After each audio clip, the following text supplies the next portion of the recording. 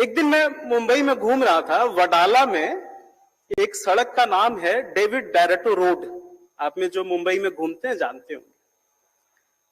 तो डेविड बैरेटो के बारे में हमने पढ़ना शुरू किया। डेविड बैरेटो कभी हिंदुस्तान नहीं आया, डेविड बैरेटो का भारतवर्ष में कोई योगदान नहीं, लेकिन उसके नाम पर एक बड़ी मुख्य सड़क का नाम है। ऐसा क्यों है?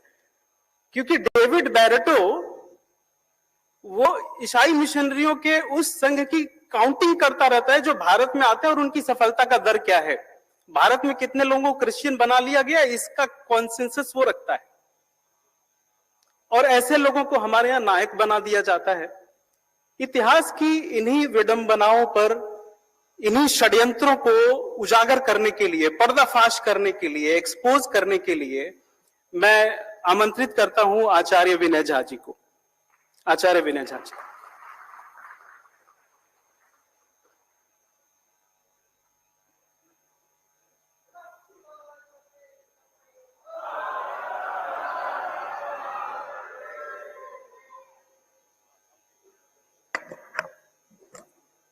उपस्थित सज्जनों, समयाभाव के कारण मैं यहाँ के विद्वानों का नाम लेकर अलग अलग संबोधन अभी नहीं कर सकूंगा, क्योंकि बहुत विशाल विषय मुझे थमा दिया गया है।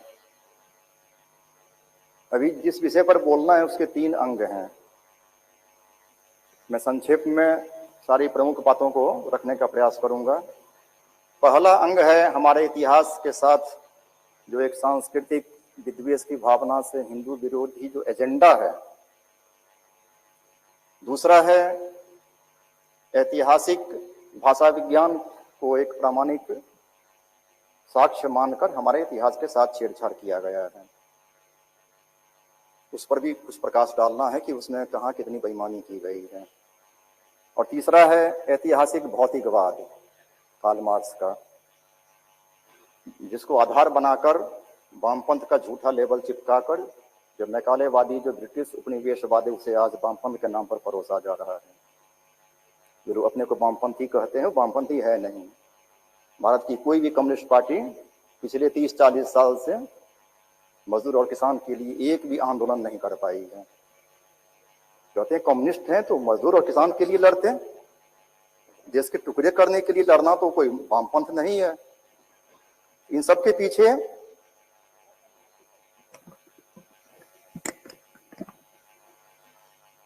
और ये जो 3 धाराएं बताई, इन सब में परस्पर बहुत मतभेद है, आपस में झगड़ते रहते हैं। लेकिन जब हिंदू शब्द सुनते हैं तो सब इकट्ठे हो जाते हैं। कैसे इसे मिटाया जाए? 1000 वर्ष आज भी काहिरा और बगदाद में जो उलेमाओं का सम्मेलन चलता है तो सबसे बड़ा मुद्दा यही रहता है कि 700 वर्ष हमने राज किया, दूसरे देशों में हम गए तो एक झटके में वहां की संस्कृति को मिटा दिया, सारे प्राचीन सबूत नष्ट कर दिए। लेकिन हिंदुस्तान में ऐसी क्या चीज है कि 700 वर्ष तक हम वहां शासन किए और फिर भी वहां बहुमत आज भी हिंदुओं का है? वो लोग कारण समझ नहीं पा रहे हैं। रामशरण शर्मा जी की पुस्तक एनसीईआरटी में थी, उसमें मैंने पढ़ा विंसेंट स्मिथ को खूब गरियाए थे कि वो उपनिवेशवादी थे, सिकंदर के आक्रमण पर बहुत विस्तार से लिखे। इतना केवल एक ही इसी बिंदु को लेकर उनकी आलोचना की है। एक कम्युनिस्ट लेखक रजनी पालमे दत्त की पुस्तक है इंडिया टुडे 1946 ईस्वी की। कम्युनिस्ट थे, ब्रिटिश कम्युनिस्ट पार्टी के सदस्य थे। उनकी माता स्वीडन के प्रधानमंत्री ओलेफ पालमे के परिवार की थी, पिताजी बंगाली ब्राह्मण थे। वो पुस्तक हर किसी को पढ़नी चाहिए। 200 सालों में भारत के साथ क्या क्या अन्याय किया गया है आधुनिक युग में, गांधी जी का भाषण, सुभाष चंद्र बसु के साथ किया हुआ सबका वो पत्र, सब सबूत सब उसमें वो छपा दिए हैं। वो पुस्तक बैन कर दी थी ब्रिटिश सरकार ने, लेकिन अब वो नेट पर मुफ्त में मिल जाएगी। उसमें उनके अपने विचार से आपका मतभेद हो सकता है, लेकिन जो सबूत सब उसमें उन्होंने प्रकाशित किए वो सब बहुत काम की चीज है, उसे प्रकाश में लाइए। उसी में मैंने पढ़ा था विंसेंट स्मिथ ने भारत की परिभाषा दी थी कि इंग्लैंड की राष्ट्रीयता तलवार के बल पर कायम हुई है, किंतु भारत एक राष्ट्र है और वो एक सांस्कृतिक राष्ट्र है। इतिहास के अधिकांश कालखंड में भारत कभी भी राजनीतिक रूप से एक देश नहीं रहा। ये उनका मत है, मैं अपना मत नहीं कर रहा हूं।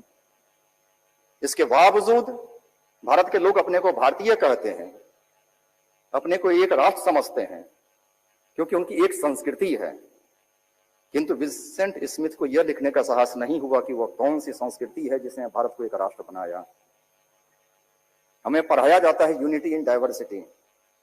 जब मैं एंथ्रोपोलॉजी पढ़ रहा था, विश्वविद्यालय में नहीं, विश्वविद्यालय में तो मैंने केवल विज्ञान और साहित्य अंग्रेजी पढ़ा था, उसमें मैंने पढ़ा कि संसार में 4 प्रमुख नस्लें हैं। एक ऑस्ट्रिक, ऑस्ट्रेलाइड, दूसरा नेग्रिटो, दोनों अफ्रीका से आए, भारत में भी आए। एक मंगोलाइड चीन से आए, कॉकेसाइड यूरोप से आए। भारत में ये 4 नस्ल हैं। मैंने बहुत ढूंढा, संसार में मुझे दूसरा ऐसा कोई देश नहीं मिला जहां ये चारों नस्ल हों। भारत संसार का एकमात्र ऐसा देश है जो इतना घटिया है कि यहाँ कोई नस्ल उत्पन्न नहीं हो सकती है, कोई सभ्यता यहाँ पैदा नहीं हो सकती है। द्रविड़ आए भूमध्य सागर से, किरात आए चीन से, आर्य आए यूरोप से। लेकिन इस घटिया देश में संसार के सारे नस्ल आए। संसार के दूसरा कोई देश नहीं है। चीन में कॉकेसाइड नहीं गए, नेग्रिटो नहीं गए, यूरोप में नेग्रिटो नहीं गए, मंगोलाइड नहीं गए। भारत में ही सब क्यों आते हैं? ये इतना घटिया देश है तो इससे दूर रहते। उस समय मैं छात्र था, इतिहास में भी ऐसी ही बातें मुझे मिलती थी कि भाषा विज्ञान ने सिद्ध कर दिया है कि 1200 ईसा पूर्व में ऋग्वेद की रचना हुई, उससे प्लस माइनस 200 वर्ष भाषा विज्ञान ने सिद्ध कर दिया। 12 वर्ष तक मैंने भाषा विज्ञान का अध्ययन किया। सबने कहा कि कार्ल ब्रुगमैन उसके सबसे बड़े पोप हैं भाषा विज्ञान के। 5 खंड में उनकी पुस्तक मिली, इंडो जर्मन मुझे 62 भाषाएं सीखनी पड़ी थी वो पुस्तक समझने के लिए। 12 वर्ष मैंने काम किया, एक भी पन्ना में एक भी पंक्ति मुझे उसमें सच्चाई नहीं मिली। और कार्ल ब्रुगमैन को कहीं कोई सच्ची बात कहनी पड़ती थी तो नीचे फुटनोट में लिखते थे अपनी ही पुस्तक में। उसमें उन्होंने आरंभ में ही लिख दिया था कि ऋग्वेद का काल जो 1200 ईस्वी कहा जाता है वो इतिहासकारों का मत है। मैं चौंका, इतिहासकार कहते हैं कि भाषा विज्ञान ने सिद्ध कर दिया, जो सबसे बड़े भाषा वैज्ञानिक कहते हैं इतिहासकारों ने सिद्ध किया है। सबूत किसी के पास नहीं है कि ऋग्वेद कब का है। मैंने बहुत सबूत खोजे, नहीं मिला कहीं भी। सब एक दूसरे को उद्धृत करते हैं, वहां सबूत है, वहां सबूत है। दिखाता कोई नहीं है कि ऋग्वेद की रचना कब हुई थी, उसका क्या आधार है। मैंने बहुत माथापच्ची इस पर की तो मुझे आधार मिल गया। ट्रॉय का युद्ध को वो लोग 1200 ईसा पूर्व का मानते हैं। और उस समय जो ग्रीक थे जिन्होंने ट्रॉय पर हमला किया था, वो लोग पशुचारक अवस्था में थे मुख्य रूप से। तो उन लोगों ने सोचा कि ऋग्वेद की सभ्यता भी तो पशुचारकों की है। ऋषि सब तो ग्वाले थे, गाय पालते थे, दूध पीते थे, कोई कल्चर नाम की चीज तो उनमें थी नहीं। ऋग्वेद में कोई साहित्य भी है, छंद भी है, पोइट्री है, ये सब तो बहुत बाद में। रविन्द्रनाथ थापर जी के जो गुरु थे कैनबरा यूनिवर्सिटी के, वंडर दैट ऑफ इंडिया, उन्होंने तो ऋग्वेद में कुछ छंद और साहित्य भी देखा। थापर जी को नहीं सूझा कि ऋग्वेद में कोई काम की चीज है। आज भी आप बच्चों का जो टेक्स्ट बुक है एनसीईआरटी का उठाइएगा, ऋग्वेदिक अध्याय जो है, एक वाक्य भी नहीं मिलेगा कि ऋग्वेद में क्या है। चैप्टर है पूरा ऋग्वेद पर, ऋग्वेद में क्या है इसकी कोई जानकारी हमारे छात्रों को नहीं दी जाती है। ईटा पत्थर, मिट्टी के टुकड़े, ये सब इतिहास के साक्ष्य हैं।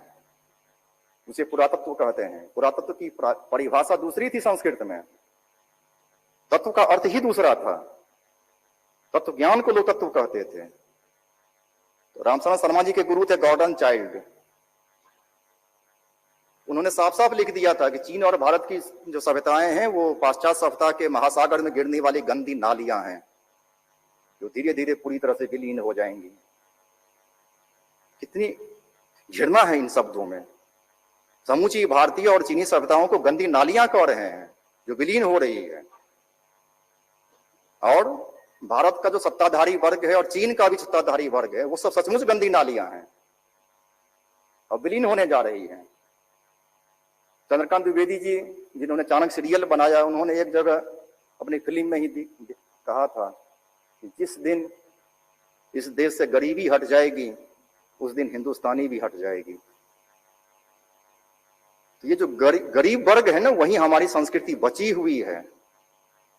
जिसे गॉर्डन चाइल्ड ने कहा कि संस्कृति है वही भारत है। तो क्या है? तो मेरे गुरुजी ने मुझे भारत की परिभाषा बताई थी कि भारत उसे कहते हैं जो चारों पुरुषार्थों द्वारा प्रजा का सर्वविध भरण करे, रंजन करे। चारों पुरुषार्थ की पूर्ति केवल इसी भूमि में संभव है, धर्म सम्मत काम भी, धर्म सम्मत अर्थ भी और मोक्ष भी। मोक्ष का दर्शन तो किसी भी अभारतीय संप्रदाय में है ही नहीं। हमारा संविधान जो है वो पटेल जी और राजेंद्र प्रसाद जी के नेतृत्व में बना था। अंबेडकर जी ने केवल 2 अनुच्छेद जोड़े थे, बाकी सारे एक भूतपूर्व जज थे राव साहब, उन्होंने 235 अनुच्छेद गवर्नमेंट ऑफ इंडिया एक्ट 1935 से उठाकर ज्यों का त्यों कॉपी पेस्ट कर दिया। उसमें थोड़ा बहुत संशोधन करना पड़ा क्योंकि वो प्रिंसली स्टेट सब हटने थे, और बाकी जो कुछ हुआ उसमें वो सब 2 साल के बहस में सैकड़ों लोगों ने योगदान दिया था। उन सब के विचार से वो बना है संविधान, किसी एक अंबेडकर जी ने नहीं बनाया। और अंबेडकर जी तो खुद कोई विद्वान थे भी नहीं, उनकी थीसिस रिजेक्ट हो गई थी याले यूनिवर्सिटी में। उसके बाद बिना थीसिस के उनको लंदन यूनिवर्सिटी ने डिग्री दी थी। उसके बाद लंदन में इतना हंगामा मचा था कि वहां निर्णय हुआ कि अब बिना डिग्री के किसी को थीसिस नहीं दी जाएगी, बिना थीसिस के उनको डिग्री दी गई थी। उसके 11 साल के बाद अंग्रेजों के पैरवी पर याले यूनिवर्सिटी ने उनको उस रिजेक्ट थीसिस पर दोबारा डिग्री दी, जो कि गैर कानूनी है। किसी रिजेक्ट थीसिस में जो खामी बताई गई है उसे दूर किए बिना आपको उस पर डिग्री नहीं मिल सकती है। वो अवैध डिग्री उनको दी गई थी 11 वर्ष के बाद। और वो रिजेक्ट क्यों की गई थी? यदि अंबेडकर जी की थीसिस सही है तो मैक्स मुलर झूठा है। तो आज इस बात को आप लोग जरा ध्यान में लाइए और उठाइए कि अंबेडकर यदि विद्वान थे और उनकी थीसिस जिसे 11 साल के बाद में स्वीकृति दी भी गई, तो मैक्स मुलरवाद तब क्यों पढ़ाया जा रहा है? मैक्स मुलरवाद के अनुसार आर्य बाहर से आए, हमारी सारी जितनी भी संस्कृत से संबंध भाषाएं वो सब बाहर से आए। तो अंबेडकर जी के ये मूल निवासी कौन सी भाषा बोलते थे? उनकी यही थीसिस थी और षड्यंत्र था कि जो सवर्ण है उनको विदेशी घोषित करना है और मूल निवासी मुसलमानों और वनवासियों को एकजुट करके यहाँ पर प्रोग्राम कत्लेआम एथनिक क्लींसिंग करानी है। ये षड्यंत्र उनका था और उनके पीछे ब्रिटिश साम्राज्यवाद का हाथ था। 4 वर्ष गायकवाड़ के महाराज से दोबारा जब ग्रांट लिए थे याल यूनिवर्सिटी जाने के लिए, तो वहां नहीं जाकर वो लंदन चले गए और वहां 4 वर्ष तक उन्होंने यही पैरवी की इंडिया ऑफिस में जाकर कि हमारी बात आप लोग मान लीजिएगा तो भारत का सफाया हो जाएगा। उसके सारे प्रमाण उपलब्ध हैं। इस बात को जरा आगे लाइए। भाजपा भी अंबेडकर को महापुरुष घोषित किए जा रही है। हमारे गांव के जिन दलितों ने उनका नाम तक नहीं सुना था, अब उनको बताया जा रहा है कि उन्हीं के कारण से आप आज इंसान के जीवन जी रहे हैं। अंबेडकर ने देश को नष्ट करने के लिए जो जो करामात किए थे उसे प्रकाश में लाना आवश्यक है। बौद्ध थे तो उन्हें क्या हक था हिंदू का मैरिज एक्ट बनाने का? सिविल कोड बनाते सबके लिए। और बौद्ध भी कैसे थे? आज बौद्ध बने और 2 दिन के बाद दूसरों को दीक्षा देना, अपने को बोधिसत्व घोषित करना शुरू कर दिया। उनकी गद्दी पर उनका बेटा फिर बैठा। ये तो बौद्ध धर्म में कहीं नहीं है। तो इसमें भारत, इतिहास और वामपंथ, पहले इन शब्दों को जरा परिभाषित कर लें। क्या कारण था कि हम एक शक्ति थे, सांस्कृतिक ही नहीं हर क्षेत्र में हम शक्ति थे, और क्या कारण था कि हम फिर अशक्त हुए? भारत नाम के राष्ट्र शब्द जिस धातु से बना है उसी का अर्थ है रंजन करना। राजा भी उसी धातु से बना है, मनोरंजन नहीं, रंजन, जिससे वास्तव में सर्वविध रंजन हो, चारों पुरुषार्थों की सिद्धि हो, उस संस्था को राष्ट्र कहते हैं। इस परिभाषा के अनुसार संसार में एकमात्र राष्ट्र केवल भारत है और वो सनातन है, कभी मिट नहीं सकता है। कमजोर हो सकता है, उत्थान पतन होता है, ये मिटने वाला नहीं है। क्योंकि जब तक इस संसार में आत्माएं हैं, उन्हें कितना भी कुचलिएगा, वो जर्मनी में पैदा हो या भारत में, वो अपने कल्याण, सैल्वेशन, मोक्ष के लिए प्रयास करती रहेंगी। देर सवेर उनको कभी न कभी भारतीय दर्शन की शरण में आना ही पड़ेगा, क्योंकि मोक्ष का दूसरा कोई मार्ग संभव नहीं है पृथ्वी पर। और जब तक वो छटपटाहट जीवों में रहेगी कि मैं कौन हूं, कहां से आया हूं, मेरा क्या कर्तव्य है, फिर मरने के बाद हम रहेंगे कि नहीं रहेंगे, हम कालमार्स की तरह केवल देह हैं, या उसके बाद भी हमारा कोई अस्तित्व रहेगा, ये जिज्ञासा जब तक रहेगी जीवों में, तब तक भारत नाम का राष्ट्र रहेगा इस पृथ्वी पर।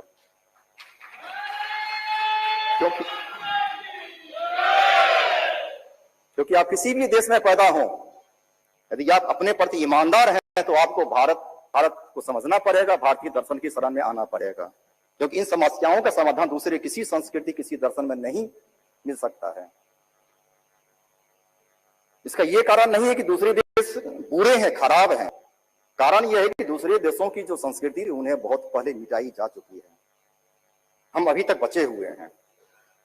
जहां तक अभी असुरों का प्रवेश नहीं हो पाया है, उन दूर दूर के सुदूर देहातों में हम बचे हुए हैं, नगरों में नहीं। मैं तो खुलेआम कहता हूं, मैं भारत का नागरिक नहीं हूं, मैं भारत का देहाती हूं। वही हमारा भारत है। ये नगर क्या होता है? सिटीजन्स। जो शहर में नहीं रहते वो देश के नागरिक नहीं है क्या? तो भारत नाम का जो ये राष्ट्र है, उसकी शक्ति है भारती। जो गुरु की वाणी बनकर उतरे तो ईड़ा, और शिष्य की मति का रूप धरे तो सरस्वती कहलाती। भारती, ईड़ा और सरस्वती, ये तीसरों देवियां ऋग्वेद में इनके कई सूक्त हैं। जब तक वो शक्ति इस देश में विद्यमान थी, एक अकेला शिक्षक अपनी चुटिया खोलकर घूम गया तो देश के 6 लाख शिष्य उनके पीछे हो गए, और सिकंदर जैसी बड़ी फौजों को मारकर भगाया। देश के बुरे राजाओं को मारा, ठीक किया, सुधारा। वो शक्ति छीन हुई। आज भी चाणक्यों की कमी नहीं है देश में, लेकिन ऐसी व्यवस्था है कि अब उनको चंद्रगुप्त नहीं मिलते। वो शक्ति जब से छीन हुई तो कुछ मुट्ठी भर लोगों ने, 900 सिपाही थे रॉबर्ट क्लाइव के पास, हमें गुलाम बना लिया। संसार की सबसे अच्छी टेक्नोलॉजी हमारे पास थी। यूरोप के व्यापारी हमारा माल खरीदने आते थे, बेचने नहीं आते थे। हमारी वस्तुएं अच्छी थी, चाहे भले हाथ से ही बनती हो। संसार के सबसे बड़े सेठ हमारे भारत में थे। मारवाड़ी सेठ थे, बंगाल के जगत सेठ, लेकिन मराठे भी उनको लूटते थे। और भारत की गुलामी का सबसे बड़ा कारण जो आज भी नहीं पढ़ाया जाता है हमारी पुस्तकों में, कि कैसे मुट्ठी भर लोगों ने हमें गुलाम बनाया। तो कारण था कि हमारे देश का शासक वर्ग जो था वो अपने को इस देश का नहीं मानता था, और हमारे देश का जो पूंजीपति वर्ग था, कामगार वर्ग था, उनको वो सोने की अंडा देने वाली मुर्गियां मानता था। यूरोप के, इंग्लैंड के, हॉलैंड के जो सत्ताधारी वर्ग थे, वो सब वहां के व्यापारियों की रक्षा के लिए अपनी नौसेना भेजते थे। संसार में व्यापार करो, उस मुनाफा कमा कर लो। और हमारे देश के जो शासक थे, चाहे वो बंगाल के नवाब हो, चाहे मराठे भी हों, शिवाजी को छोड़कर, शिवाजी ने नौसेना बनाने का बड़ा प्रयास किया था, लेकिन वो अल्पायु में चल गए। बाजीराव प्रथम भी अल्पायु में ही चल बसे। उनके बाद कोई भी सही मराठा, बाजीराव द्वितीय की बेवकूफी से ही पानीपत के युद्ध में हार हुए थे। जितने भी दूसरे भारत के थे राजा सब, उन्होंने कभी भी भारतीय व्यापारी वर्ग का संरक्षण नहीं किया, नौसेना की ओर ध्यान नहीं दिया, लूटा। उसी से बचने के लिए जगत सेठ अंत में ईस्ट इंडिया कंपनी की शरण में गए थे। उन्होंने भी उसको धोखा दिया। उसी पैसे से मीर जाफर, मीर कासिम सब की फौजों को खरीदा, सिराजुद्दौला को धोखा देकर मारा, और बाद में जगत सेठ को भी लूट लिया और मार दिया। उसको झूठे केस करके फांसी दे दी। हमारे पास पूंजी बहुत थी, टेक्नोलॉजी थी, आदमी थे, संख्या थी, फौज थी, सब कुछ था। ये जो सत्ताधारी शासक वर्ग था जो अपने को भारतीय नहीं मानता था, हमेशा अब्दाली की सहायता में भारत के सारे मुस्लिम बादशाह एकजुट हो गए थे। और बाजीराव द्वितीय की बेवकूफी के कारण से राजपूत और भरतपुर के सूरजमल भी मराठों का संग छोड़कर चले गए थे। उनका दोष नहीं था, मराठों का दोष था। उन्होंने सबको एक करने की कोशिश नहीं की थी। तो कुछ गलतियां हमसे हुई हैं, हमारा नेतृत्व सही नहीं था। हमें कुछ ही और समय यदि मिल जाता तो अंग्रेज यहां राज नहीं कर पाते, लेकिन हमारी कुंडली कमजोर हो चुकी थी। ये जो वामपंथी षड्यंत्र जिसको कहते हैं, वो षड्यंत्र आज से नहीं है, लाखों साल से ये वामपंथी हैं। कभी अपने को असुर कहते थे, कभी वाम मार्गी, कभी तांत्रिक। यज्ञ में गोहत्या भी करते थे, हड्डी फेंकते थे, जिसकी राम जी को बुलाकर ले गए थे विश्वामित्र जी। आज भी जितने भारत के संस्कृत विश्वविद्यालय हैं, उन सब में यही पढ़ाया जाता है कि यज्ञ में गोहत्या होनी चाहिए। हमारे ब्राह्मण वैदिक पढ़ाते हैं, सभी भाष्यों में लिखा है, मंत्र में कहीं नहीं है। ये भास्करों की, रावण जैसे भास्कर सबसे उनकी बदमाशी थी, वही भाष बचे हुए हैं। आदि शंकर अल्पायु में चले गए, वेद का भाष्य नहीं लिखे, केवल वेदांत दर्शन से संबंधित बातों पर भाष्य वो लिखे। उनके बाद कोई अच्छा भाष्यकार नहीं हुआ। सायणाचार्य ने भी पहले के भाष्यकारों का यजुर्वेद में मंत्र का शपमिति अग्न्या आहु शपामहे, गाय अवध्य है। आहु माने लोग कहते हैं, शपामहे माने शपथ खाते हैं कि गाय अवध्य है। और वहां भाष्यकार का अर्थ शपमिति हिंसार्थ, यहाँ शप का अर्थ शपथ नहीं है बल्कि हिंसा है। संस्कृत व्याकरण में सबका अर्थ कहीं हिंसा नहीं होता है, ये गुंडागर्दी है, इसलिए हम गाय काटेंगे। और ये पढ़ाया जा रहा है आज भी, बीएचयू में भी, कामेश्वर सिंह में, दिल्ली में, हर जगह। गो हत्या जब हमारे पंडित पढ़ा रहे हैं तो हम मैक्स मुलर को, मैकाले को क्यों दोष दें, वामपंथियों को क्यों दोष दें? दोष हमारे इन वैदिक पंडितों का है। मैंने एक विद्वान को कहा कि आप सही भाषा क्यों नहीं पढ़ाते हैं, तो जो भाषा है वही ना पढ़ाएंगे। मैंने कहा गलत बात आप कह रहे हैं, आप प्रोफेसर हैं, आपको अपना मत प्रोफेस करने का अधिकार सरकार ने दिया है, ऑटोनोमस बॉडी है विश्वविद्यालय, आपको जो सही लगे वो आप पढ़ाइए। आप व्याकरण भी जानते हैं और वेद का अर्थ भी जानते हैं। ऋग्वेद में है कस्मै देवाय हविषा विधेम, उसका अर्थ कर दिया कि ऋषियों को पता नहीं था कि कौन देव छोटा है कौन बड़ा है, झगड़ते थे कि किसको हवि दें। जबकि यास्क निरुक्त के एकमात्र अथॉरिटी हैं जो बचे हुए हैं, उनकी ग्रंथ आज भी पढ़ाई होती है। उन्होंने साफ लिखा है और याज्ञवल्क्य को प्रमाण मानकर लिखा है, जिन्होंने बृहदारण्यक में दिया है कि 33 कोटि जो व्यंजन है वो 33 कोटि देवताओं के प्रतीक है, जिसमें जो क है वो पहला व्यंजन वो परब्रह्म का प्रतीक है। इसलिए कोई उसे इंद्र कहे, कोई मरुत कहे, कोई वरुण कहे, लेकिन सत्य एक ही है। विप्र उसे विभिन्न नामों से बुलाते हैं, यह भी उसी वेद में मंत्र है। तो यहां भी वही अर्थ है कि किसी को भी हवि दी जाए लेकिन सारी हवियां उस क को प्राप्त होती है, एक ही वो परब्रह्म है। एक वैदिक ऋषि का जिसका नाम ही है रोमशा ब्रह्मवादिनी। पूरे ऋग्वेद में मुझे ब्रह्मवाद शब्द वहां मिला। वाद शब्द, आज हम गांधीवाद मार्क्सवाद सुनते हैं, ब्रह्मवाद शब्द कहीं सुनाई नहीं देता है। ऋग्वेद के दर्शन को ब्रह्मवाद कहा जाता था। यजुर्वेद का अंतिम मंत्र है हिरण्मयेन पात्रेण सत्यस्य अपिहितम मुखम। हिरण्मयम, स्वर्णिम पात्र से सबका मुख ढका हुआ है। ये स्वर्णिम पात्र क्या है? तो भौतिक चकाचौंध, ये माया का जो जगत है, जिसके आकर्षण में हमारे ये भौतिकवादी मार्क्सवादी सब भी केवल उसी को सत्य मानते हैं। भौतिक पदार्थी सब कुछ है, उसी से चेतना बनती है। यही मार्क्सवाद में पढ़ाई होती है। जो भौतिक पदार्थ बिना चेतना के कुछ स्वयं चल भी नहीं सकता, कुछ कर नहीं सकता, वो चेतना को बना देता है। ये कैसी बड़ी मूर्खता है। और कार्ल मार्क्स स्वयं भाववादी थे, उनके गुरु हेगेल थे। उन्होंने डायलेक्टिक्स पर बड़ा लंबा चौड़ा व्याख्यान सब दिया था, बड़े बड़े पोथे लिखे थे कि कैसे वो पेशदार घुमाव में विकास होता है, थेसिस एंटीथेसिस, तैत्तिरीय उपनिषद से चोरी की, ये नहीं बताया किसी ने। उसमें साफ लिखा है कि पूर्व पक्ष है उत्तर पक्ष है, दोनों में संधि होती है किंतु बिना संधान के नहीं होती है। 4 पक्ष होते हैं। संधान शब्द नहीं लिया हेगेल ने, थेसिस लिया, एंटीथेसिस लिया, सिंथेसिस लिया। लेकिन मार्क्स ने कहा कि अपने आप सिंथेसिस नहीं होगा, उसमें हमको योगदान देना है, हमारा कर्तव्य है, दायित्व है। लेकिन उसके लिए जो संधान शब्द था तैत्तिरीय में, वो मार्क्स को पता नहीं था। वो भारतीय पुस्तक तो पढ़ते नहीं थे। जिस वर्ष कार्ल मार्क्स पैदा हुए थे उसी वर्ष जर्मनी के सबसे बड़े दार्शनिक थे शोपेनहावर, उनके हाथ भगवत गीता का जर्मन भाषा में अनुवाद लग गया। पढ़कर उनको इतना आनंद आया कि बर्लिन के चौक पर नाचने लगे थे। और उनके शब्द थे कि मानव जाति ऐसी पुस्तक लिख सकती है, ये मुझे विश्वास नहीं हो रहा है। और उसी जर्मनी में कार्ल मार्क्स पैदा हुए, कभी गीता का नाम नहीं लिया उन्होंने। जर्मनी के बड़े बड़े विद्वानों ने उपनिषदों का, वेदों का अनुवाद किया था मार्क्स के समय में। मार्क्स बुद्धिजीवी थे, भारत में भी उनको बहुत रुचि थी। लंदन के सारे अखबारों में भारत का न्यूज ढूंढते रहते थे। लेकिन भारतीय दर्शन, वेद, उपनिषद, गीता का कभी जीवन में एक बार भी चर्चा नहीं किया कार्ल मार्क्स ने। उतने बड़े दुष्ट तो रामचंद्र शर्मा भी नहीं है। ये तो कम से कम नाम तो लेते हैं, भले ही वेद का उल्टा अर्थ लगाए। मेरे गुरुजी पटना यूनिवर्सिटी में संस्कृत में गोल्ड मेडलिस्ट थे। हमारे यहाँ कुलपति थे, लेकिन वेतन नहीं लेते थे, बाल ब्रह्मचारी साधु थे। उनके यहाँ जाकर रामचंद्र शर्मा 10-12 साल तक सारे वेद मंत्रों का, पुराणों, रामायण सबका श्लोक का अर्थ नोट करते थे। और 10-15 साल के बाद अपनी पुस्तक में उसका प्रयोग करते थे। और सारे अर्थों को विकृत करके जानबूझकर झूठा अर्थ। मेरे गुरुजी ने मुझे कहा था कि जिस आदमी को संस्कृत नहीं आती है उसे अपना अर्थ देने का अधिकार कहां से प्राप्त हुआ है? ये तो 420 ही है।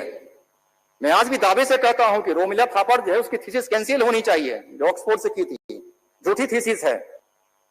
वो अशोक जो थे वो मौर्य साम्राज्य का डिक्लाइन कैसे हुआ, उसी पर पीएचडी की थीसिस थी, वो अब पढ़ाई भी होती है पीजी में। पूरी किताब झूठ का पुलिंदा है। अशोक कभी बौद्ध नहीं बना, कोई सबूत नहीं है। कभी ब्राह्मण और वेद का विरोध नहीं किया। सारे शिलालेखों में सबसे पहले ब्राह्मण को प्राथमिकता है और फिर श्रमणों को। तो श्रमण का अर्थ ये लोग कहते हैं कि वो बौद्ध श्रमण हुआ करते थे, नहीं। बौद्ध शब्द तो केवल एक लुम्बिनी के उनके एक माइनर एडिक्ट में है। अशोक के किसी भी शिलालेख में बौद्ध शब्द नहीं आया है। कोई राजा लुम्बिनी जाएगा, गौतम बुद्ध का बर्थ प्लेस है, तो वहां बौद्ध शब्द का प्रयोग क्यों नहीं करेगा? उस गांव को 10% छूट दिया राजस्व में। एक गांव को भी पूरा कर माफ नहीं किया अशोक ने। गौतम बुद्ध के जन्म स्थान एक गांव का भी टैक्स में एक मामूली छूट दिया। यह सब बौद्ध था। गौतम बुद्ध का भी भक्त होता था, इतने बड़े देश का सम्राट था, एक गांव का टैक्स माफ नहीं कर सकता था। गौतम बुद्ध ने कभी ब्राह्मण का विरोध नहीं किया। ये काशी के ही एक शुक्ला जी इंदिरा गांधी कला केंद्र में अभी नालंदा में गए हैं, उनको मैंने सारा वो स्रोत की कैसे गौतम बुद्ध के समकालीन जो प्राचीनतम तीनों पिटक और अन्य साहित्य सब हैं, वो आपको पाली लिपि में मैंने स्वयं सॉफ्टवेयर भी बनाया है जिसमें ब्राह्मी लिपि में स्वतः लिप्यांतर हो जाएगा।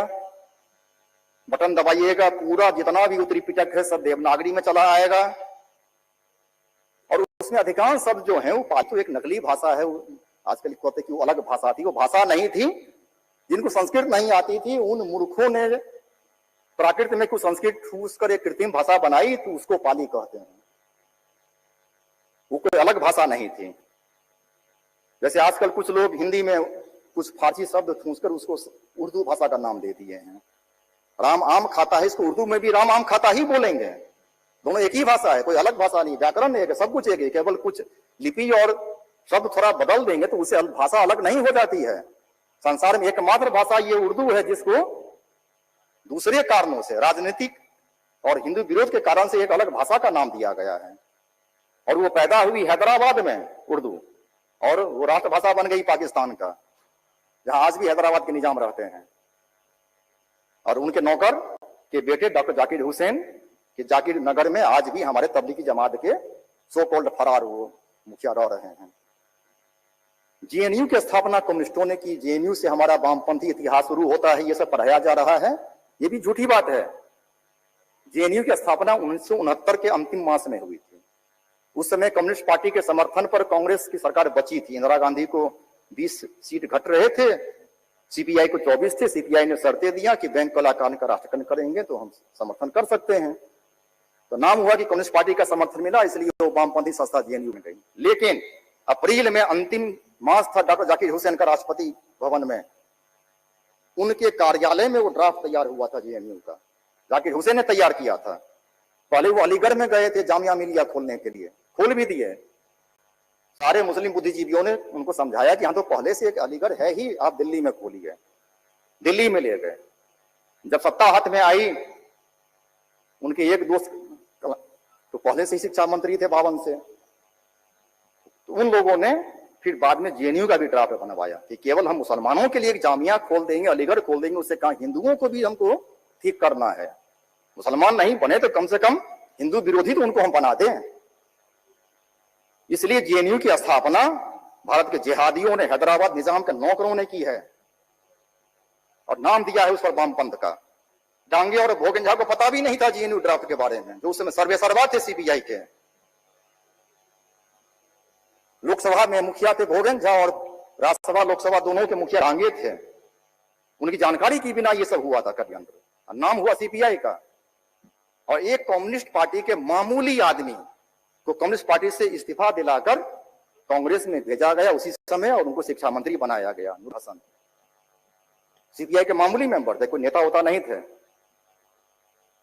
बहुत षड्यंत्र के तहत कम्युनिस्ट नेताओं को भी धोखा देकर यह सब हुआ था। और 77 में डांगे और भोगन सबको फिर हटा भी दिया गया पार्टी से, सारे मुख्य पदों से। और जो हमारे एम फारूकी साहब हैं, कम्युनिस्ट पार्टी के नेता, जिहादी कहिए, हम इन सबको नस नस हम इन सबकी जानते हैं। आज एक राजीव बाले साहब हैं, कम्युनिस्ट पार्टी के सेक्रेटारिएट के मेंबर हैं। कम्युनिस्ट पार्टी की जो बौद्धिक ट्रेनिंग का एक स्कूल है, गंगाधर अधिकारी शोध संस्थान है, फरीदाबाद में अब शिफ्ट हो गई है। वहां एक बार हम भी देश बदल कर चले गए थे पढ़ने के लिए। हमको पहचान गए वो लोग, बोले कि आप तो सब बचपन में पढ़े हैं वही। मैं भी उस समय 27-28 वर्ष का था। वहां राजीव पाले साहब से मैंने शास्त्रार्थ किया। फिर जो वहां पर कम्युनिस्ट पार्टी के सीनियर के नेता, उनसे मैंने शिकायत की कि इनको मार्क्सवाद नहीं आता है, हमको मौका दीजिए इनसे पब्लिकली शास्त्रार्थ करने का। आपके सेक्रेटारिएट के जितने मेंबर्स हैं सीपीआई के, उनको बुलाइए, नहीं हम दिल्ली में प्रेस कॉन्फ्रेंस करके आपके खिलाफ कि आप लोग मार्क्सवादी नहीं है, हम शुरू कर देंगे हंगामा। शास्त्रार्थ हुआ था। राजेश्वर राव थे, एम फारूकी थे, होमी दाजी थे, सारे सेक्रेटरी के सीनियर लोग सब थे। राजीव पाले साहब फरीदाबाद छोड़कर भाग गए, कई दिन अज्ञातवास में रहे हमसे छुपकर। बाद में वो मेरे आवास पर गए कि हम तो आपके समर्थक हैं। मैंने कहा इसमें मेरा सामना नहीं। बहस किस बात पर हुआ था? ये वामपंथ में मार्क्सवादी नहीं है, मेरा यही कहने का उद्देश्य है। उन्होंने क्लास में पढ़ाया था कि हाल के वैज्ञानिक शोधों में यह सिद्ध हो गया है कि मस्तिष्क में जैसी रासायनिक प्रक्रियाएं होती हैं वैसे ही विचार उत्पन्न होते हैं। मैंने कहा यह मार्क्सवाद नहीं है। इसको कार्ल मार्क्स ने भी भौंडा भौतिकवाद कहा था, वल्गर मटेरियलिज्म। और रामशरण शर्मा की अपनी एक पुस्तक है formation of the material culture, उन्होंने साफ साफ लिखा है कि मैं वल्गर मटेरियलिस्ट हूं। अर्थात वो अपने को कम्युनिस्ट और मार्क्सवादी नहीं कहते हैं, वो हम लोग हैं जो उनको कम्युनिस्ट कह देते हैं, मार्क्सवादी कह देते हैं। ये वल्गर मटेरियलिज्म कहां से आया है? तो गॉर्डन चाइल्ड से, व्हाट हैपेंड इन हिस्ट्री, जो उनकी किताब है जिसमें उन्होंने भारत को गालियां दी है कि ये गंदी नाली है ये देश। ये सब केवल बाहर का लेवल है, भीतर ब्रिटिश उपनिवेशवाद है, मैकॉलेवाद है। किसी देश का इतिहास क्या है? तो किसी व्यक्ति को पहचानने के लिए हमें उसके पहले जाना पड़ता है। ये आदमी क्या है, कहां से आया है, उसका इतिहास यदि हम बिल्कुल नहीं जानेंगे तो उसको पहचान नहीं पाएंगे। इतिहास पूरे समाज, पूरे देश संस्कृति का परिचय पत्र है, पहचान पत्र है। किसी देश के इतिहास को विकृत करने का अर्थ है कि हम उस पूरी सभ्यता को हम अफीम पिला रहे हैं। वो अपनी अस्मिता, अपनी पहचान खो रहा है। वही षड्यंत्र है, इतिहास के साथ ये मजाक हो रहा है। मुझे बचपन में 6ठी क्लास में पढ़ाया गया कि बीती हुई कहानी को इतिहास कहते हैं। जब बाद में कुछ अक्ल आई तब मैंने स्वयं उसकी परिभाषा लिखी, जो बीत गई वह बात गई, गड़े मुर्दे को उखाड़ना इतिहास नहीं है। हम आज हमारे भीतर जो कुछ बचा हुआ है वो हमारा इतिहास है, जो मर गया वो इतिहास नहीं है। आज भी हमारे भीतर इक्ष्वाकु बचे हैं, मनु बचे हैं, मनुस्मृति बची है, सारे पुराण वेद व्यास सब बचे हुए हैं। ये देश मरा नहीं है, मेरे डीएनए में सब बचा है। हमारे गांव के जो मूर्ख चरवाहे हैं उनमें भी वो सब बचा हुआ है, अब वो मिटने वाला नहीं है। तो इतिहास को मिटाने का ये प्रयास आज से नहीं हो रहा है। सिकंदर गया मिस्र में, वहां के पुस्तकालय को पहले जलाया, फारस में वही किया, मोहम्मद साहब भी वही किए। जहां जाते थे पहले वहां के रिलीजन, वहां के बड़े बड़े विद्वान पुस्तकालय वही धावा करते थे। ये सुनियोजित से षड्यंत्र होता आया है। ये केवल कम्युनिस्टों ने आरंभ नहीं किया है। किसी भी देश पर कब्जा करना है तो पहले उसके दिमाग का सफाया कर दो। एक जगह संघ की ही एक गोष्ठी थी सासाराम में, राष्ट्रधर्म पर मुझे बोलना था। मैंने कहा कि 4 वर्ण हैं, एक सिर से निकला, एक भुजा से, पेट और हाथ पांव, ये सब। मैं केवल उसमें सिर को दोष देता हूं। ब्राह्मण एकमात्र दोषी है हमारे समाज में, क्योंकि ये सिर है। हाथ पांव पेट खराब हो जाए तो उसे हम ठीक करा सकते हैं, उपचार करा देंगे। यदि माथा खराब हो जाए तो आदमी स्वयं पागल खाने भी नहीं जा सकता है। तो यहां ब्राह्मण केवल वर्ण से लीजिए, जाति से नहीं।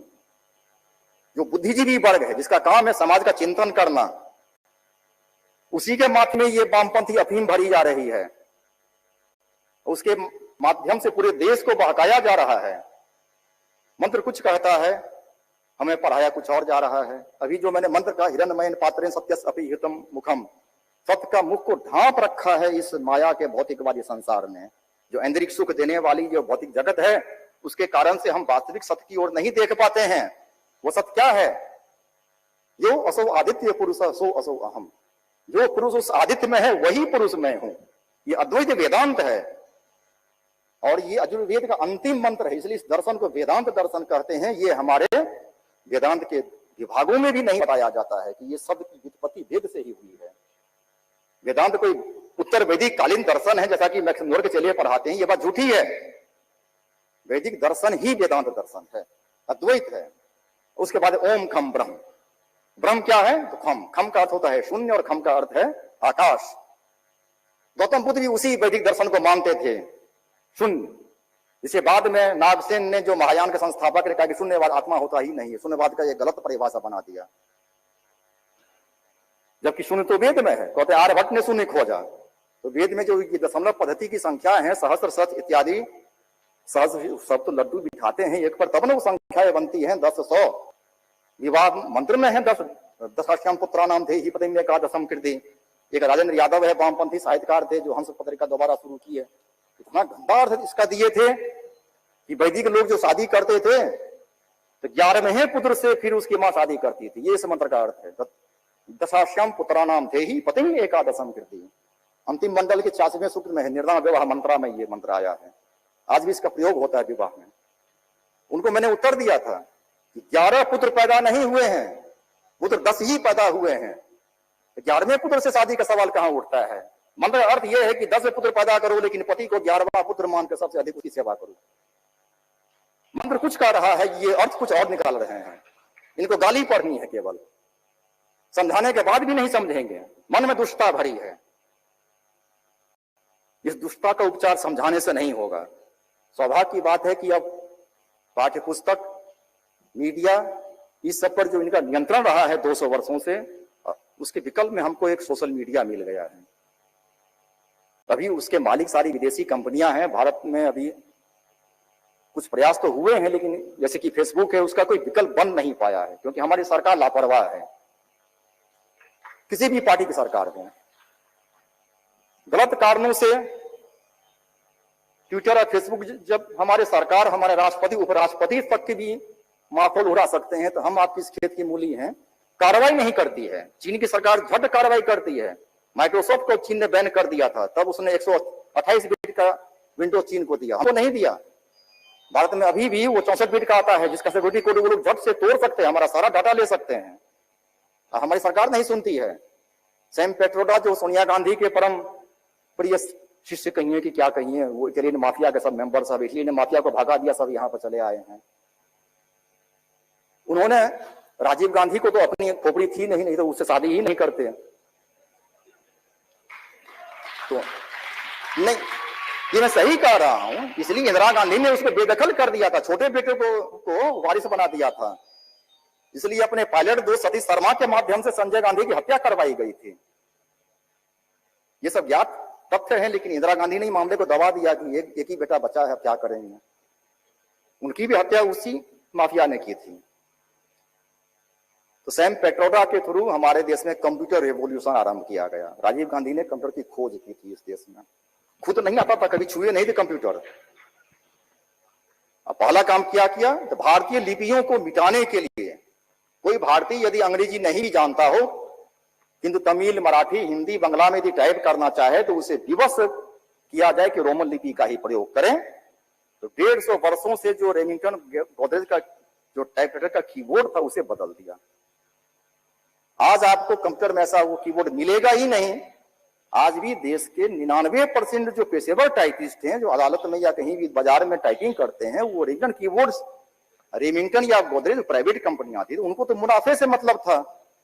तो मनुष्य की जो अंगुलियां हैं, उनमें किस अंगुली में कितनी फुर्ती है, और देवनागरी के जो स्वर व्यंजन सब हैं, उसमें किसका कितना फ्रीक्वेंसी है, उसके अनुसार वो कीबोर्ड बना था, ताकि आदमी तेजी से टाइप कर सके, ताकि उसका वो सामान बिके बाजार में। उस कंपनी को अपना सामान बेचना था, तो बहुत अच्छा कीबोर्ड था। उस कीबोर्ड को नष्ट करने के प्रयास 150 वर्ष में 150 बार हुए थे, लेकिन नहीं चले। लेकिन कंप्यूटर में तो सारी कंपनियां विदेश की हैं, सरकार भी विदेश की थी, इटली की सरकार है, कंपनियां अमेरिका की हैं। हमारी कौन सुनेगा? सारी भारतीय लिपियों के साथ खिलवाड़ हो गया, आज तक वही चालू है। मैंने वर्तमान सरकार में भी कुछ जो हमारे परिचित हैं उनको कहा, तो हाँ बाद में इस पर देखेंगे, उनके लिए बात महत्वपूर्ण नहीं है। मैंने उसमें मुझे स्वयं टाइप करने में दिक्कत होती थी। मैंने बचपन में टाइपिंग सीखी थी कंप्यूटर पर, सारे कीबोर्ड बदले हुए थे। एक ही आदमी 2 कीबोर्ड कैसे सीखे? भारतीय लिपियों को मिटा देंगे, भाषाओं को मिटा देंगे, पाठ्य पुस्तक में पूरा डाल देंगे, हमको लिखने नहीं देंगे। मैंने स्वयं तब एक अपना टाइपिंग इंस्ट्रूमेंट बनाया, लेखपट। देवनागरी टाइप करने के लिए। उसमें मैंने ब्राह्मी से लेकर सारी भारतीय लिपियां डाल दी। फोन का भी एंड्रॉइड ऐप बना दिया कि आपको यदि अशोक की ब्राह्मी लिपि नहीं भी आती है तो देवनागरी वर्णमाला का बटन दबाइए, अपने आप ब्राह्मी टाइप होती जाएगी। स्वयं सीख भी लीजिएगा। 750 संयुक्ताक्षर अपने आप ऑटोमेटिक बनते चले जाएंगे। आप केवल हलंत मारकर गुजराती, तमिल, मिथिलाक्षर, हिंदी, देवनागरी, ब्राह्मी कोई भी लिपि, केवल कीबोर्ड देवनागरी का रहेगा, उसमें वो वर्णमाला के क्रम से रहेगा। लेकिन अब हम विज्ञापन देंगे वो तो संभव नहीं है, बहुत कम लोग उसका प्रयोग करते हैं। हर जगह ये षड्यंत्र मैं देख रहा हूं कि हमारी भाषा, हमारी लिपि, हमारी संस्कृति, हमारे ग्रंथ, हमारे यहां भी आप आसाम और चटगांव से लेकर काबुल तक देखिए, एक भी पुराना मंदिर नहीं मिलेगा। केवल हिंदू पर ही नहीं, हिंदू शब्द की व्याख्या संविधान में है कि इस देश में उत्पन्न सारे रिलीजन हिंदू हैं। 1993 में सुप्रीम कोर्ट ने उसकी गलत व्याख्या की। मैं सुप्रीम कोर्ट के विरोध में बोल रहा हूं, मुझे जेल में डाल दे देख लूंगा सुप्रीम कोर्ट को, क्योंकि संविधान ऊपर है, सुप्रीम कोर्ट ऊपर नहीं है। संविधान में साफ लिखा है कि इस देश में उत्पन्न सारे रिलीजन हिंदू हैं। संविधान ने व्याख्या की है कि इस देश में जो पैदा हुए वो हिंदू हुए। हिंदू एक वे ऑफ लाइफ है, रिलीजन नहीं है। ये संविधान के विरोध में फैसला दिया सुप्रीम कोर्ट ने, और इस कारण हमारे मोहन भागवत जी भी अब सर्वोच्च न्यायालय के अनुसार बोलने के लिए विवश हो गए हैं। लेकिन ये गलत है, ये असंवैधानिक। संविधान के अनुसार भारत एक हिंदू राष्ट्र है, पहले से है। जो लोग संविधान नहीं पढ़े वो कहते हैं इसे हिंदू राष्ट्र बनाया जाए। इस देश में उत्पन्न कोई नास्तिक, कोई कम्युनिस्ट, कोई मुसलमान, कोई यहूदी, ईसाई हिंदू नहीं है। लेकिन जितने रिलीजन है इस देश में, जो इस देश में पैदा हुए हैं, बौद्ध, जैन, सिख और सनातन, ये सब हिंदू हैं। वो संविधान में ये सब बात किसने दी थी? डॉक्टर राजेंद्र प्रसाद और पटेल जी ने। नेहरू जी नहीं चाहते थे, लेकिन कब्जा था उस समय पटेल और राजेंद्र प्रसाद जी का पार्टी पर, संविधान सभा पर भी। और गांधी जी भी भीतर से उतने बुरे नहीं थे, उनकी चलती नहीं थी। उनका 1909 में लिखा हुआ हिंद स्वराज पढ़िए, एक भी बात आप काट नहीं पाइएगा। लेकिन उन्होंने लिख दिया था कि मेरा जो ये विचारधारा है वो लागू नहीं हो पाएगा, ये भी लिख दिया था उन्होंने। वो जानते थे कि ये हो नहीं पाएगा, जो उनको पसंद नहीं था, इसलिए वो बार बार कांग्रेस छोड़ते भी थे, कई बार भागे। 1923 के बाद 6 साल तक भी वनवास में रहे थे। उसी जवाहरलाल के बाप ने उनकी राजनीति की मिट्टी पलीद कर दी थी अपनी स्वराज पार्टी बनाकर 1924 में। तो बाप के खिलाफ ही नेहरू को कांग्रेस का अध्यक्ष बनाकर फोड़ लिया। उसी शोक में मोतीलाल जी मर गए कि बेटा को ले गए ये किडनैप करके। आचार्य जी कुछ प्रश्न थे। उस कांग्रेस में भी वामपंथ बहुत तगड़ा था, जिसे हम कम्युनिस्ट कहते हैं। सुभाष चंद्र बोस भी एक मार्क्सवादी थे, उनका फॉरवर्ड ब्लॉक उसी मोर्चे में है, आज भी वाम मोर्चे में है। ये कम्युनिस्ट केवल सीपीआई में, सीपीएम में नहीं है, कांग्रेस में है। सुभाष चंद्र बसु अध्यक्ष बन गए थे उन्हीं वामपंथियों के सहयोग से। लेकिन भगत सिंह भी वामपंथी थे, सुभाष भी थे, लेकिन कभी भी उनका किसी दक्षिणपंथी से झगड़ा नहीं हुआ, क्योंकि वो लोग वामपंथी या दक्षिणपंथी बाद में थे। सावरकर भी दक्षिणपंथी बाद में थे, पहले वो लोग राष्ट्रभक्त थे। तो जानते थे कि हमारा सबसे बड़ा शत्रु कौन है, उससे लड़ने के लिए वो वाम हो दक्षिण हो सबको एकजुट करने का प्रयास करते थे। आचार्य जी समय की थोड़ी सी मर्यादा है और कुछ प्रश्न भी हमें लेने हैं, तो समराइज। अब मैं 2 मिनट के बाद और लूंगा। तो जो षड्यंत्र चल रहा है वो असल में मैकॉलेवाद का षड्यंत्र है। एडम रिपोर्ट है उनकी बंगाल प्रांत की, नेट पर फ्री में मिल जाएगी, देख लीजिए। उस विशाल बंगाल प्रांत जिसमें बिहार की था, 1 लाख गुरुकुल थे, लड़कों में 100% लिटरेसी थी। साफ लिखा, मैकॉले ने वो सर्वे कराया था। मैकॉले के सर्वे में ये लिखा हुआ है कि लड़कियों में लिटरेसी की संख्या ठीक ठीक ज्ञात नहीं हो सकी है, लड़कों में 100% लिटरेसी थी। और दिनाजपुर, रंगपुर जो आज बांग्लादेश में है, वहां के मुस्लिम बहुल इलाकों में भी 90% शिक्षक ब्राह्मण हैं, 10% कायस्थ हैं। मौलवी केवल नमाज पढ़ाना सिखाते हैं, शिक्षा नहीं देते हैं। ये मैकॉले की रिपोर्ट में है कि मुसलमानों को भी ब्राह्मण पढ़ाते थे, और 100% साक्षरता मुसलमानों में भी थी ब्राह्मणों के कारण से।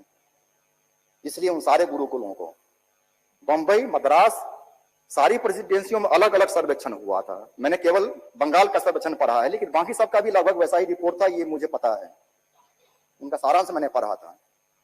25 वर्ष तक सारे गुरुकुलों को बंद कराकर एक पीढ़ी में इस पूरे देश को मूर्ख बना दिया। जहां 100% लिटरेसी हो उसे हम गुलाम कैसे बनाएंगे? पहले पूरा मूर्ख बनाओ। यहाँ तो ब्रिटेन से भी अधिक साक्षरता है। तो संजोग से हम जीत गए हैं, सत्ता हो गई है, लेकिन उसे परमानेंट कैसे बनाएंगे? ये आप सब जानते हैं, ये सब बात आप लोग पढ़ चुके हैं। लेकिन उस रिपोर्ट को प्रकाश में लाइए, उसका अनुवाद करके प्रचारित कीजिए। बहुतों को नहीं पता है कि उस रिपोर्ट में क्या लिखा है। अब वो आ चुका है, नेट पर उपलब्ध है, उसका हिंदी अनुवाद करके प्रकाशित कीजिए, लोगों को बताइए। ये लोग झूठ कहते हैं कि ब्राह्मण पढ़ने नहीं देते थे, वो तो मुसलमानों को भी पढ़ाते थे, सबको पढ़ाते थे। जो हमारे मंदिर तोड़ते थे हम उनको भी पढ़ाते थे। और तब हमें कहते हैं कि ये लोग आतंकवादी हैं, भगवावादी हैं, फल्लावादी हैं। अरे सच्चे कम्युनिस्ट तो हम लोग हैं, वसुधैव कुटुंबकम। पूरी वसुधा को एक मानने वाले ही। साम्यवाद का दर्शन क्या है? गायत्री मंत्र क्या है? उसमें कहा है कि महिला को और शूद्र को बुद्धि मत दीजिए, हे भगवान सबको बुद्धि दीजिए, मुझे दीजिए, ये नहीं है गायत्री में। यो यो न माने हम लोगों को बुद्धि दीजिए। तो जो सबको बुद्धि देने का मंत्र है, कहते महिलाएं नहीं पढ़ सकती हैं। भाई महिलाएं तो ऋषिकाएं थी। तो आज बहुत से ऐसे ब्राह्मण हैं जो यज्ञ में गोमांस का समर्थन करते हैं, कहते समुद्र यात्रा मत करो। तब तो हनुमान जी और सुग्रीव के सारे दूत जितने गए थे वो सबको तब सनातन धर्म से बहिष्कृत कर दो। तब तो वाल्मीकि जी ने क्यों समुद्र यात्रा कराई? तो हमें बहुत ये संशोधन करना है। हमारे पुराणों में गलत बातें जोड़ी गई हैं। ये वामपंथी षड्यंत्र है, वाममार्गी आज से नहीं हो रहा है। तो हम उनको जो हथियार दे रहे हैं कम्युनिस्टों को या मैकाले के चेलों को, वो तो हमने ही वो हथियार दिया है अपने पुराणों में गंदी बातें जोड़कर। इस इंद्र को प्रक्रिया में कहा गया, इंद्र स इंद्र, भीतर जो साक्षी भाव से देखने वाला दृष्टा है उसी को इंद्र कहते हैं। उसे पुराणों में एक लंपट देवता बना दिया। उपस्थित अंश है, वेद से मेल नहीं खाता है। ब्रह्म वैवर्त पुराण में है कि श्री कृष्ण 16 वर्ष की अवस्था में मथुरा पहली बार गए तो कुब्जा के साथ सारी रात वेश्यावृत्ति किए। भागवत पुराण में है कि वो कुब्जा के पास गए और उसे मोक्ष मार्ग पर ले आए। दोनों पुराणों में मतभेद है। तो भागवत को वरीयता देंगे या उस ब्रह्म वैवर्त के लंपट उस पंडित को जिसने उसने प्रसिद्ध वंश जोड़ दिया? महाभारत में है कि महिषासुर का वध स्कंद कुमार ने किया, उसी महाभारत में है कि दुर्गा जी ने किया। इस पर कोई काम नहीं चल रहा है। आप लोग इस काम को कीजिए।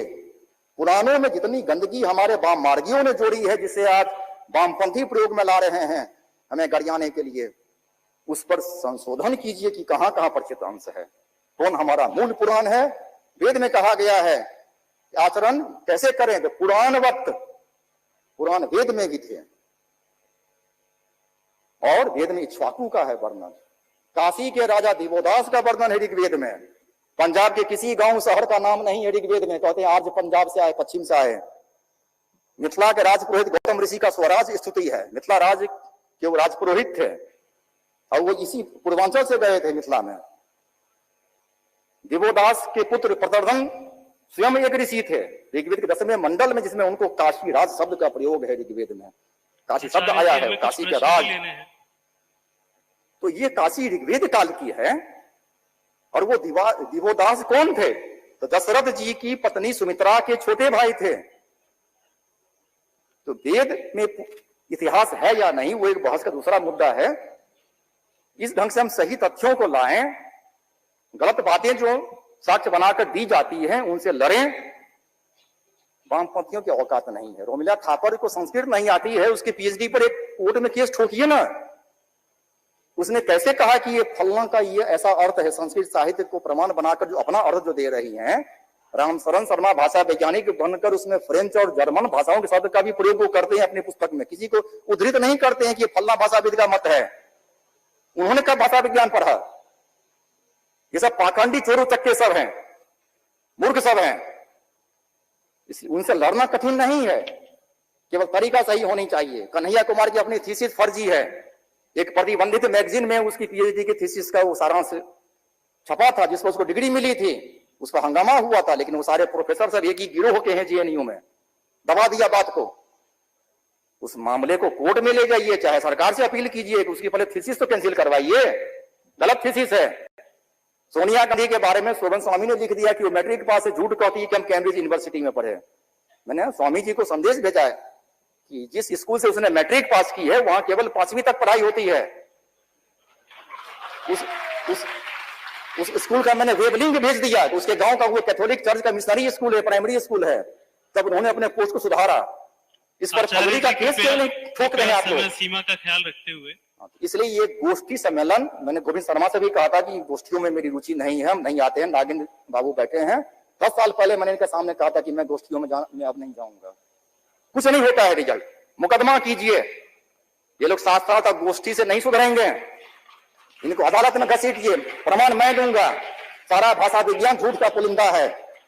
मेरे पास 20 साल के सारे प्रमाण इकट्ठे करके रखे हुए हैं। मैक्स मुलर महामूर्ख था, उसके बारे में कहा जाता है कि लाइप्जिग से डिग्री ली, लाइप्जिग यूनिवर्सिटी का सार मैंने खगाला, कहीं उसका नाम नहीं है, उसने कभी पीएचडी नहीं की थी। वो ईस्ट इंडिया कंपनी का एक मामूली नौकर था, उसको मालिकों ने जो हुक्म दिया सो किया।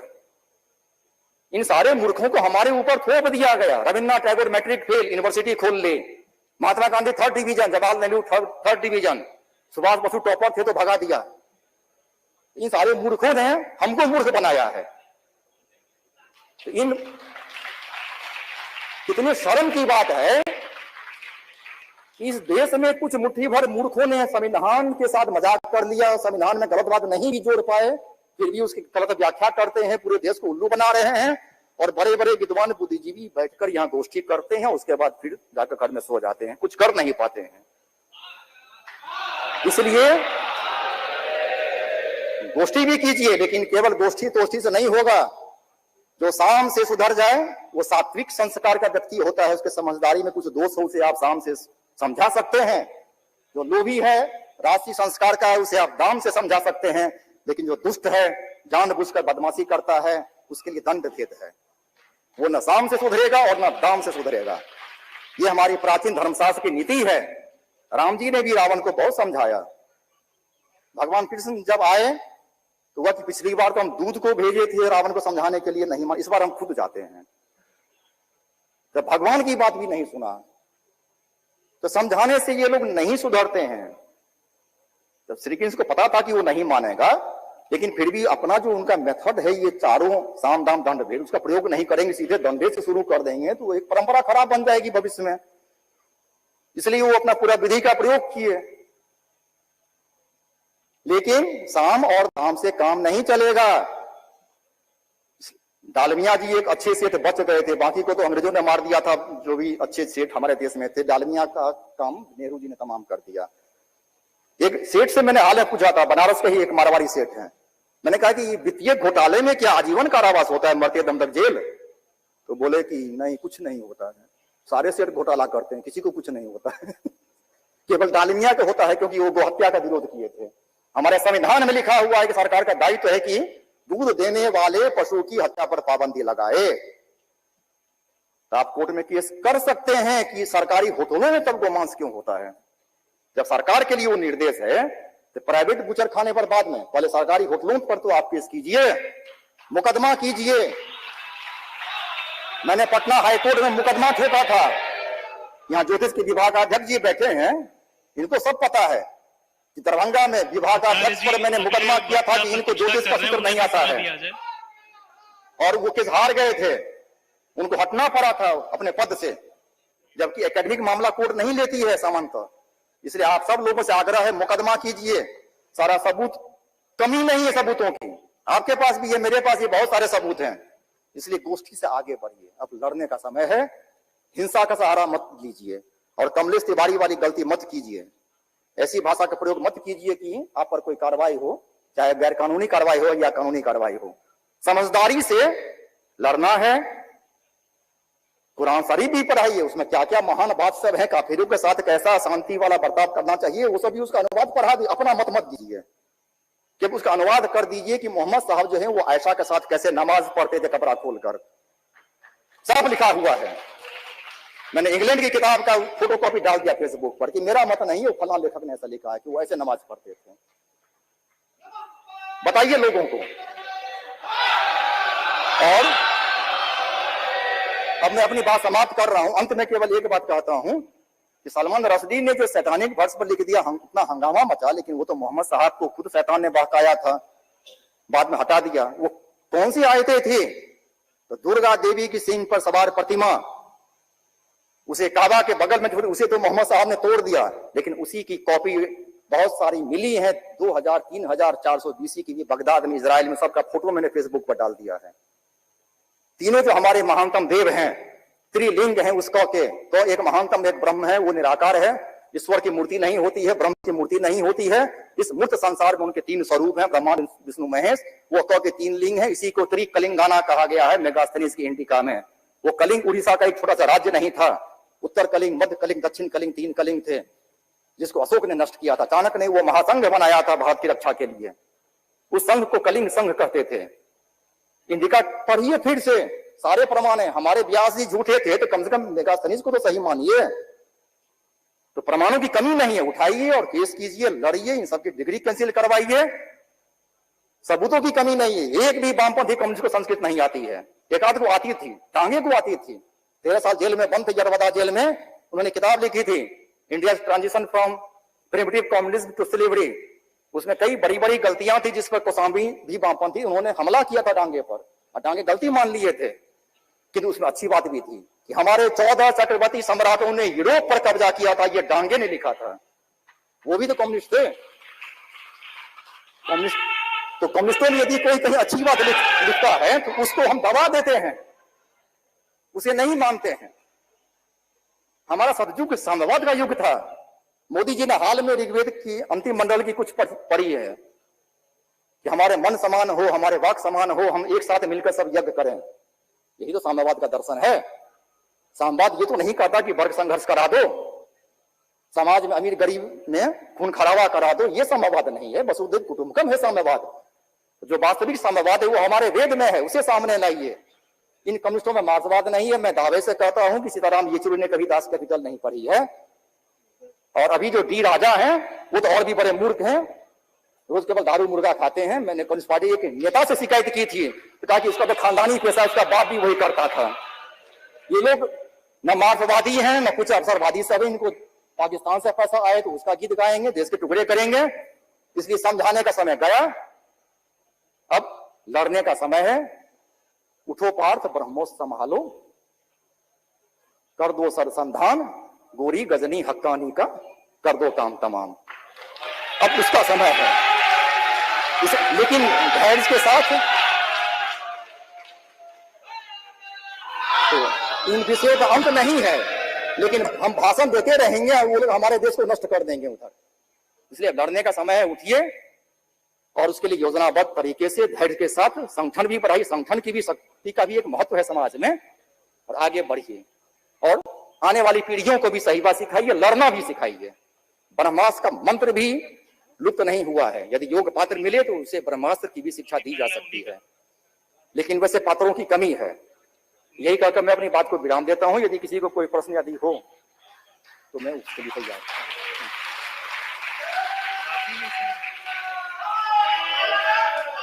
आचार्य